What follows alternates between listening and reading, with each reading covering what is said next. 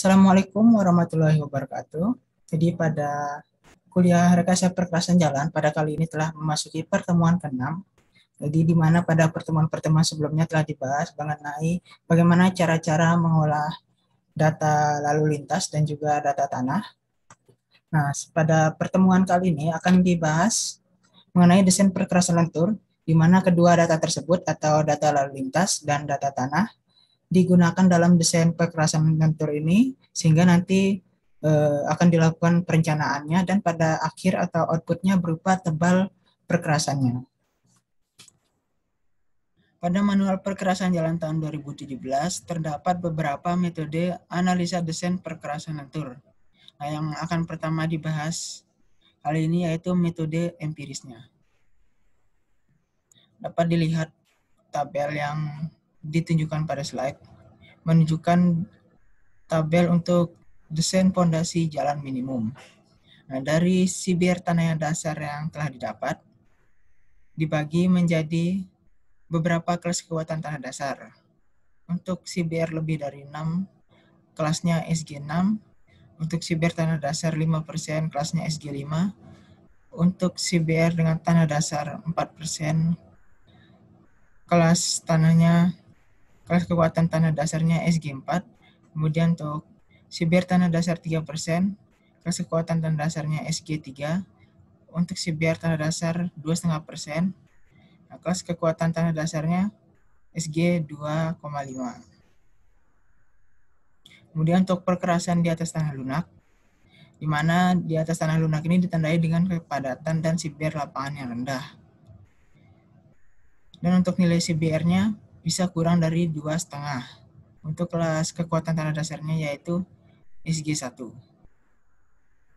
Nah, dari masing-masing CBR tanah dasar, kemudian dilihat berdasarkan beban lalu lintas pada lajur rencananya juga dibagi menjadi 3, yaitu kurang dari 2 juta ESA pangkat 5, 2 sampai 4 juta ESA pangkat 5, dan lebih dari 4 juta ESA pangkat 5. Nah, misalnya pada sibir tanah dasarnya 4%, kemudian nilai ESA pangkat 5-nya kurang dari 2 juta, maka mengambil tebal minimum perbaikan tanah dasarnya setebal 100 mm.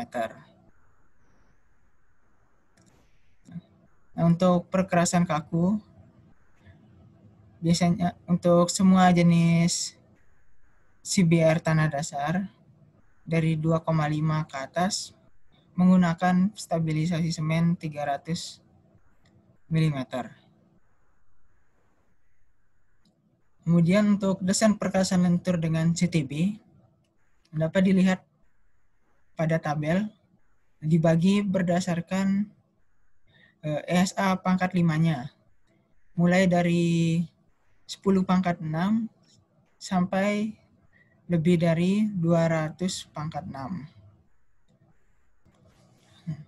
Nah, jika nilai ESA-nya berada di antara nilai 30 hingga 50 kali 10 pangkat 6, nah untuk tebal lapis perkerasannya diambil yang pada kolom F2. Nah, pada kolom F2 ini didapatkan tebal AC wearing cost sebesar 40 mm, AC binder cost 60 mm, AC base 100 mm, CTB 150 mm, dan di bawah CTB ada fondasi agregat kelas A setebal 150 mm. Nah, untuk lalu lintas di bawah 10 juta ESA pangkat 5 dapat dilihat pada bagian selanjutnya.